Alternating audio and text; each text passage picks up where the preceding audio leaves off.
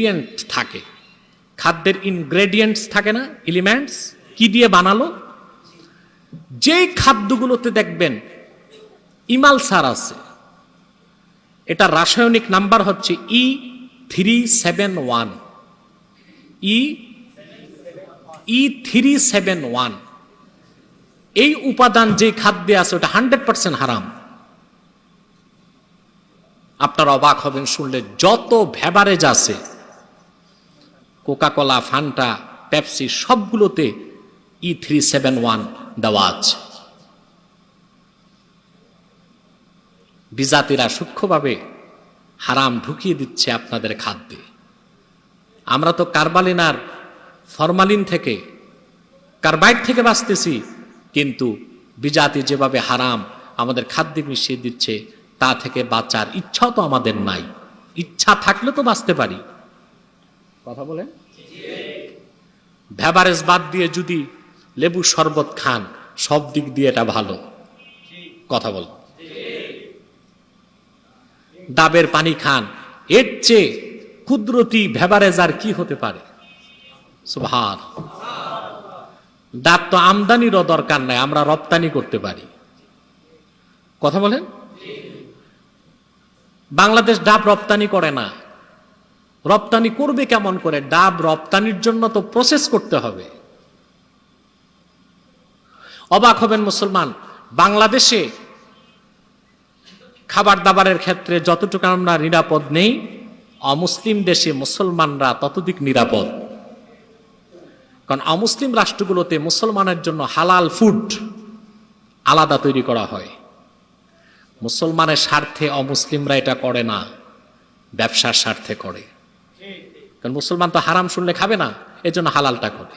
আর যেটা তারা হালাল লিখে দেয় ওটা মনে করবেন 100% হালাল, কারণ তারা আইনকে বিশ্বাস করে। কি করে? আপনারা যারা একটু আধুনিক, তারা KFC খান না? বাংলাদেশের KFC 100% হারাম। এই কথা আমি যখন আগে বলতাম অনেকে বিশ্বাস করতো না, এখন বিশ্বাস করতেছে যে KFC খান, এটা কি? এটা ভাজা মুরগিটা খান, আর কিচ্ছু না। আমেরিকাতে একটা প্রদেশ আছে ক্যান্টাকি, এই KFCর ওয়ার্ড অ্যাব্রিভিয়েশন মিনিং হলো ক্যান্টাকি ফ্রাইড চিকেন। আমেরিকার একটা প্রদেশ হচ্ছে ক্যান্টাকি। ও ক্যান্টাকিতে এক গরিব ব্যবসায়ী, কাজ নাই কাম নাই, মুরগি ভেজে ভেজে বিক্রি করা শুরু করছে। ওই ভাজা মুরগি এখন ব্র্যান্ড হয়ে গেছে, ওইটার নাম হয়ে গেছে KFC। মানুষ এটা গুলশান বনানীতে খেতে যায়। বাংলাদেশে এটা অনেক কারণে হারাম। এই মুরগিটা জবাই করা হয় মেশিনে, বিসমিল্লাহির রহমানির রহিম পড়া। 2, এখানে যে সস ব্যবহার করা হয় সেটার মধ্যে ইমালসার আছে, E371 আছে।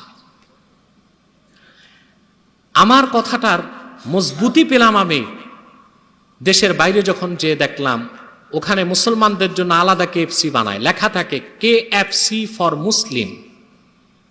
এই KFC মুসলমানের জন্য। তাহলে বোঝা যায় KFC ফর মুসলিম যেটা নয়, সেটায় সমস্যা আছে। ঠিক কিনা? খোঁজ নিয়ে দেখলাম KFC ফর মুসলিম যেগুলো আছে, ওদের কিচেনগুলো হালাল। তারা হাতে জবাই করে, বিসমিল্লাহির রহমানির রহিম পড়ে, আর E371 এই ইনগ্রেডিয়েন্ট, এই উপাদান যে সসে আছে ওটা ব্যবহার করে না।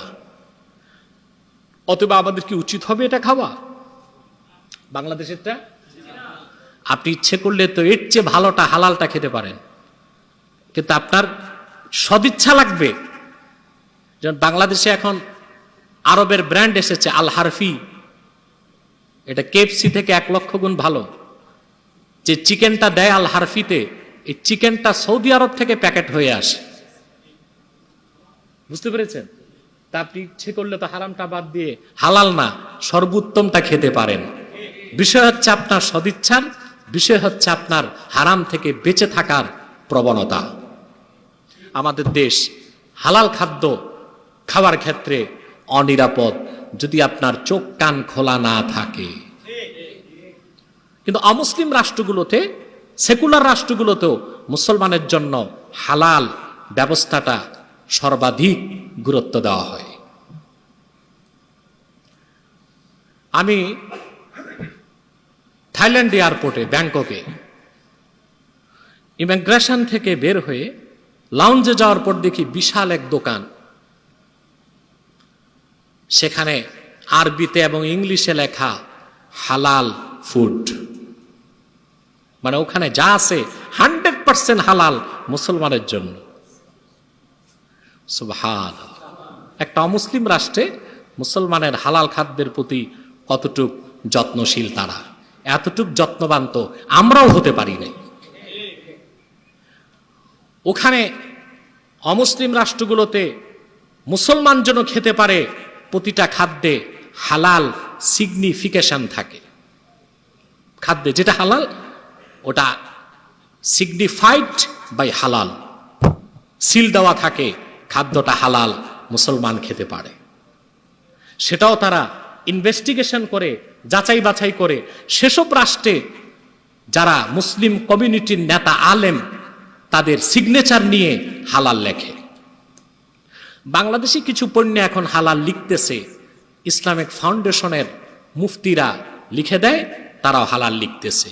বিষয় হচ্ছে ইসলামিক ফাউন্ডেশনে তো ল্যাবরেটরি নাই, তো কোনটা হালাল কোনটা হারাম ওখানে বসে থাকা মৌলবী সাহেব দেখলো কি তার চশমা দিয়ে? কথা বলে না। আহা, বঙ্গবন্ধু শেখ মুজিবুর রহমানের জীবনের অন্যতম একটা ভালো কাজ ছিল ইসলামিক ফাউন্ডেশন প্রতিষ্ঠা। তার একটা স্বপ্ন ছিল ইসলামিক ফাউন্ডেশনের মাধ্যমে সারা দেশে ইসলামের খেদমত ছড়িয়ে যাবে, কিন্তু ফাউন্ডেশন তা করতে পারে নাই। ওনাদের দায়িত্ব 2 ঈদে চাঁদ উঠলো কিনা তা দেখবে, ডিক্লারেশন দেবে। তাও তো গোলমাল পাকায়, গোলমাল পাকায় না। এখন চাঁদ উঠলো কিনা এটার জন্য বরিশাল থেকে তো টেলিফোন আসার দরকার নাই, প্রচুর হেলিকপ্টার বেসরকারি কোম্পানির আছে, ঠিক কিনা? সানসেট, সূর্য ডুবার আগে হেলিকপ্টারে অন্তত 2-3 হাজার ফুট উপরে উঠলেই দেখা যায় চাঁদ উঠছে কিনা। রাত 9টা পর্যন্ত ওনারা বসে থাকে, টেলিফোন আসবে, বুঝলেন? মানুষ বসে থাকে তারাবি পড়বে কি পড়বে না। এই হেলাল কমিটির কাজটা ওনারা নিছে, আরামের কাজটা। ওখানে বসে ইফতার করে রাত 8টা পর্যন্ত চা নাস্তা করে গপগুজারি করে, তারপর ভাল লাগলে ঘোষণা দেয় কালকে ঈদ, নতুবা মনে করে আরেকদিন শপিং মলগুলো খোলা থাক, ব্যবসা চলুক।